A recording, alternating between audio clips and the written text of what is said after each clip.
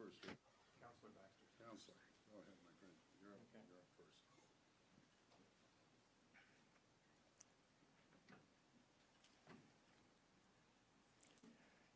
Yeah, good morning. My name is Bob Baxter, and one of the councillors for Marten Falls First Nations, and I'm here to do an opening prayer. Before I start on that, I'd like to just say a few words about this historical event that's going to happen today. And relating to the Marten Falls Community Access Road, we have worked long and hard to realize the vision of this community access road. This development creates immense potential, from reliable access to medical services to new opportunities for training, education, and wellness. For the first time, we will experience true freedom of movement from our community. And we are looking forward to the future this opens up for our community.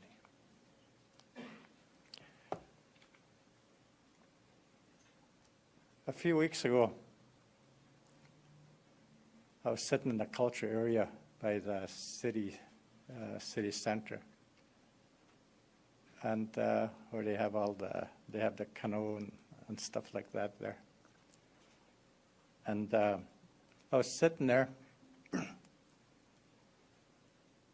doing my morning prayers,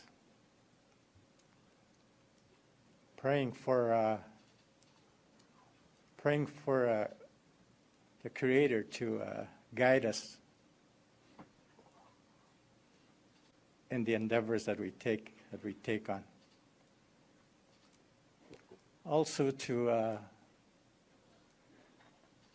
recognize and protect the people that are involved in whatever endeavors that we're going to be going on. And as I was sitting there, this man came up. He said, "I'm a photographer." And he took a black and white picture of what I was doing. And he told me that I caught you sitting there. I thought there was something special about that one moment, he says. And this morning, I was doing the same thing. And we have these people, street people, that are around that area. You know, people that are down on their luck. As I was standing there doing my prayer, he came up to me out of the blue, and he told me, "Thank you." And that's all he said. It shows me that there's kindness in this world. No matter what situation you're in, we still have that spark within us to be able to communicate with each other. And I think in moving forward in what we're going to do today is going to have that kindness, relationships, working together, forging ahead together. And may the Creator watch over us, look after us, and guide us as we continue on this journey. I want to say a prayer in my language, the Ojibwe language. Kasama nito, kinangako kumiguwa kagisik. Miga siya iniguan sa gisik waginon daw siyang. Kikagwet tiyang gegon. Aning gawin siya man siyang. Wagip mati siyang. Siya ni Mishnam. Kaya siya babesig wang. Aning ko isinago siyang gatuan.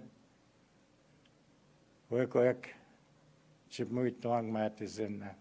Sinaga siya. Miko at sintikit kanin. Kinagay ko no ite. Kaunta namang. Waba nang siyawa nang. Ikabi anong kiwet nang kitsigisi kong magyaki. Wagay siya na mi guwang. Ay si mamini guwang gay kong gawaban damang. Chiwichi guwang. Kanskay gawaban damang. Miko at kasama nito. Miko at siya.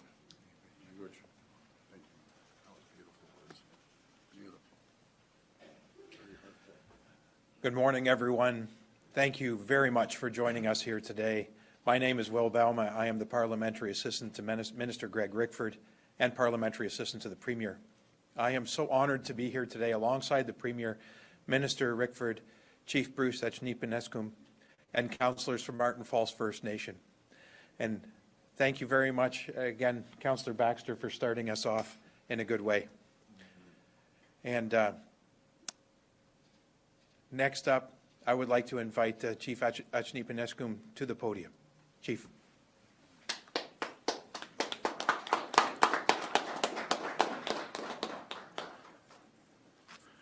Miigwech, Councillor Bob Baxter, for the opening prayer this morning. And it's really important that we open up the ceremony today that we're doing today. The announcement. I first of all want to acknowledge the land that we're on today of the Mississauga's New Credit, Haudenosaunee, Mississauga's, Algonquin, Huron. My name is Chief Bruce Achneepineskum. Makate kin most dutem, the most clan, Marten Falls First Nation, Wakwajo Nang, Nishnabek. I acknowledge my council here. I traveled a long distance here today with me to come to this announcement and ceremony with the Premier and the ministers, and I acknowledge them also. I want to acknowledge my community elders who have guided us along the way on our path that we have undertaken many years ago to build our community and create partnerships with Ontario and industry.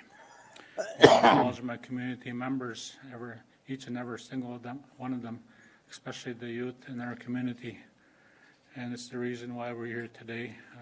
Looking forward to, having the benefits go to the youth and the 7 generations to come.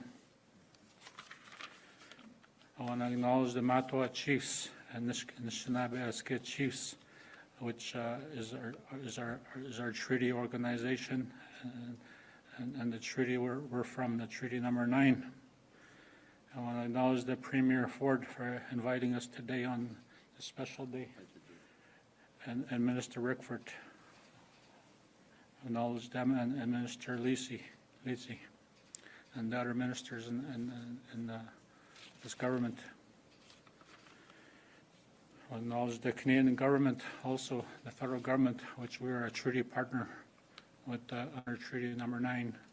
The federal and Ontario government are our treaty partners under Treaty Number 9. We signed the treaty with the 2 levels of government, and they must be at the table in future talks and developments that happen in our territory.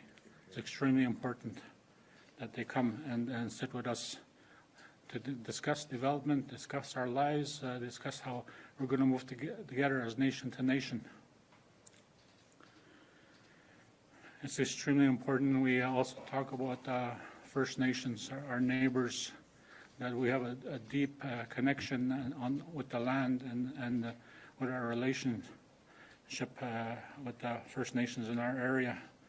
We're building projects together, large projects, infrastructure projects in the near horizon, hydro transmission line projects, road projects.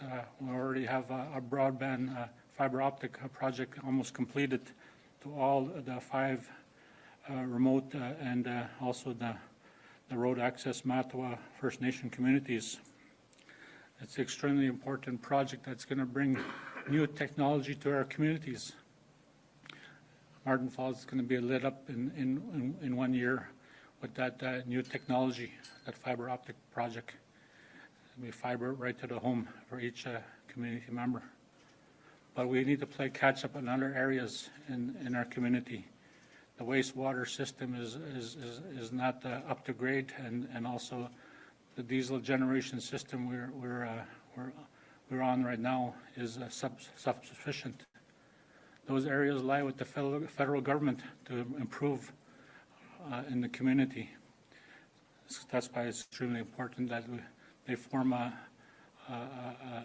table, a tripartite table, all the First Nations, and improve the community's infrastructure, so that we may grow and prosper, much like other communities in Canada and Ontario.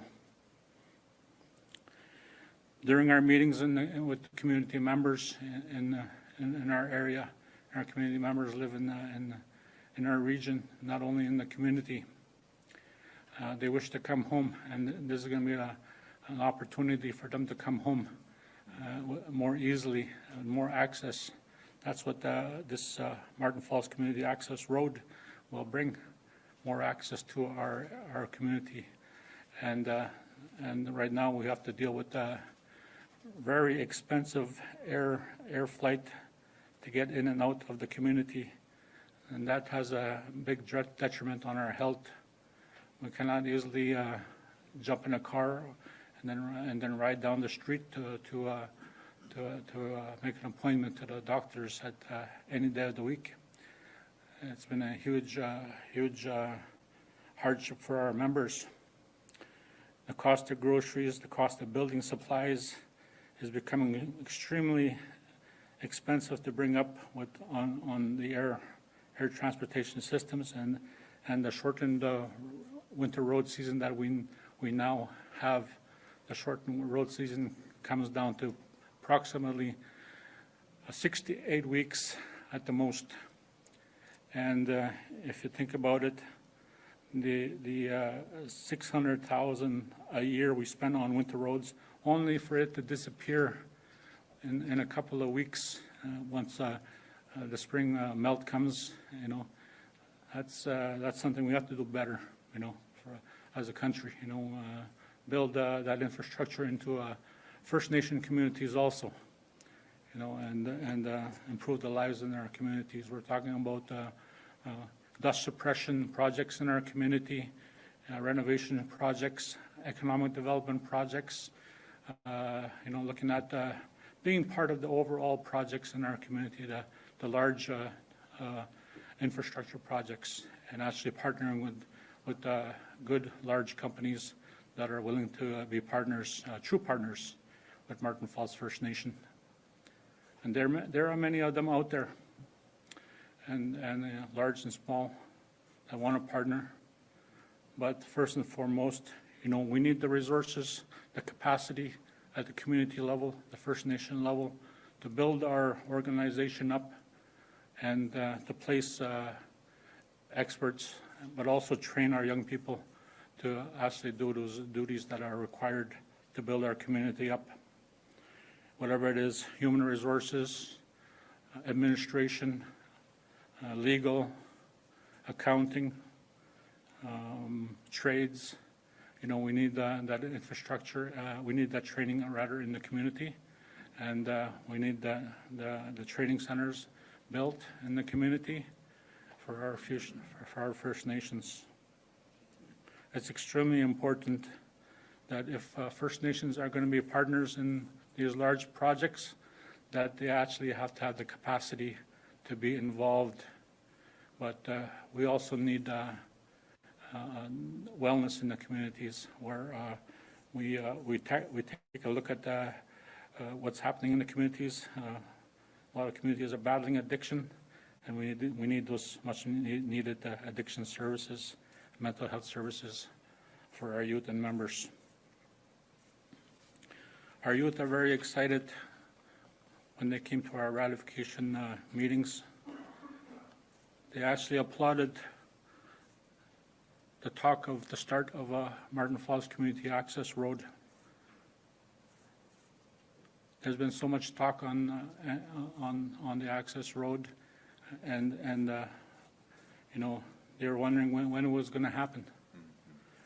And actually, you know, right now we actually see that very big light at the end of the tunnel right now, and they're very excited to know what's going to happen in a few short years, that they'll actually be able to drive in and out of the community and actually access services, whether it's college facilities, to come back to the community on the weekend, or training, temporary short-term training or longer-term training, whatever it is, that they'll be able to stay home, and or those First Nation members that are off reserve as they come home and build a home in the community. So that's what our nation is doing. We're building a community, we're growing our community, and planning with experts that we employ, but also building our capacity up with the training that we need for our members. And it is with this partnership with Ontario that's extremely important that we move forward nation to nation and address these many issues that we have, but also look at the possibilities of what can be had. That's extremely important for Marten Falls Chief and Council and our First Nation neighbors, that, you know, we talk nation to nation, that we build our communities up, and that, you know, they also have a fair chance at a good quality of life, a better quality of life than they had in the past. We are willing to overcome what's happened in the past and build our community up and find a way to prosper together.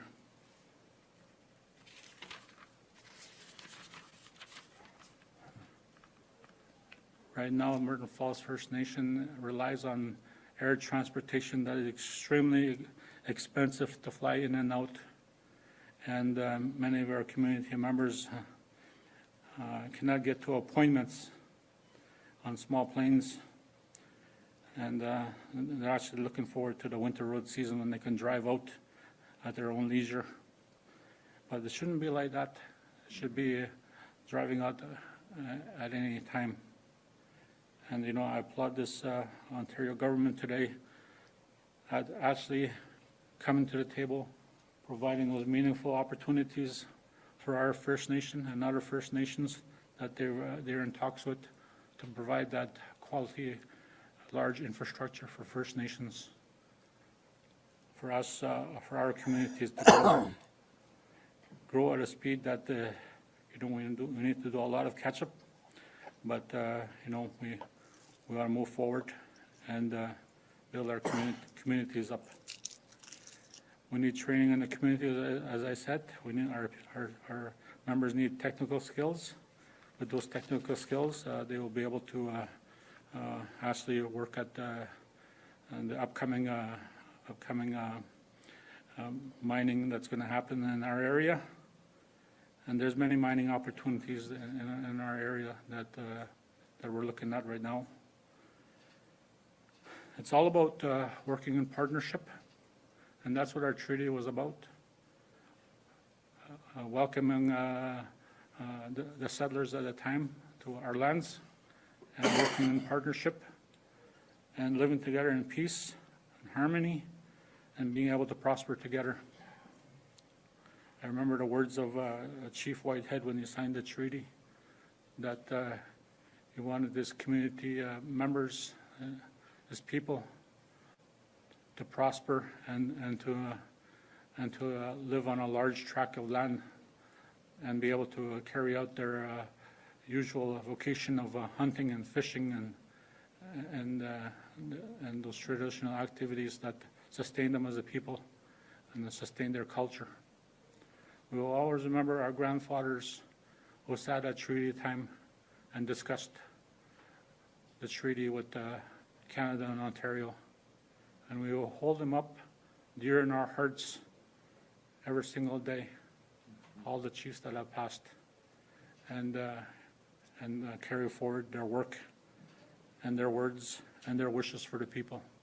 I thank you very much from Marten Falls First Nation Chief and Council. Chimigwach. Ahoy. Miigwech.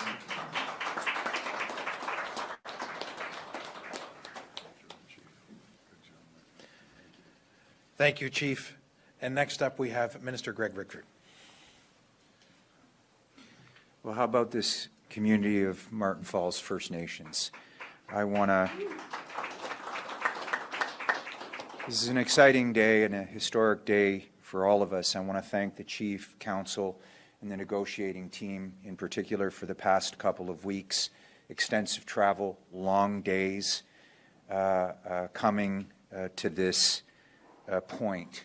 I've said it before, friends, but this is about building consensus and shared priorities to develop not just the Ring of Fire, but the legacy infrastructure, as the Chief said, that will serve his community and the communities with a view towards prosperity, better access to economic, social, and health programs and services. I take us all back to what the province has been in pursuit of with the communities.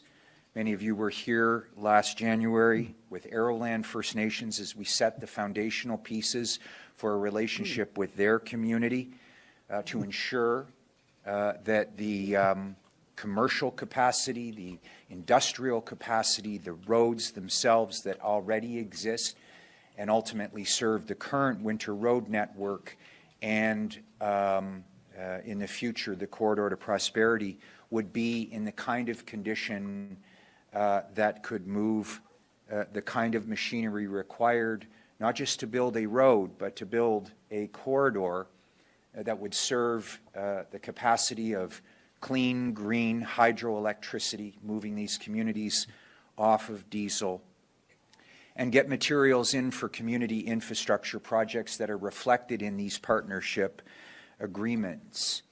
Not long after, of course, we moved into an agreement with the municipality of Geraldton as they endeavor to ensure that the road right from the Trans-Canada in and up to Arrowland First Nation could handle a similar kind of capacity. And that makes sense because a number of other First Nations communities in and around Greenstone had already started the construction, thanks to the support of our government, a massive commercial plaza at that intersection.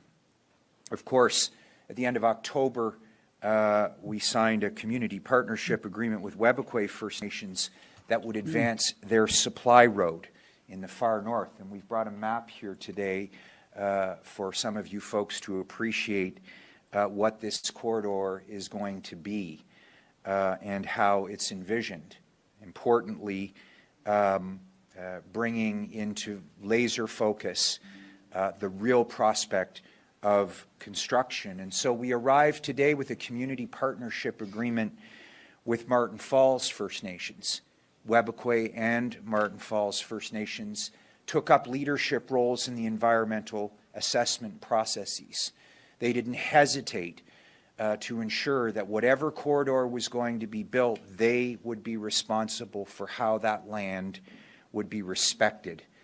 And we appreciate the leadership that they showed. And so these two first community partnership agreements, specifically with First Nations on the corridor, reflect community priorities that are aligned with building capacity at the community level not only to enhance the quality of life there, as the chief has spoken, provide greater economic capacity, but also to prepare their community to build legacy infrastructure between their communities and into the Ring of Fire and farther south.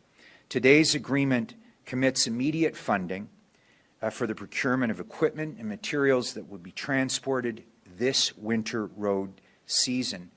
And the rest of the resources will be allocated following the community's completion of the environmental assessment, which they will submit in February of 2026, and we've pledged to help support them with real resources in order to complete that.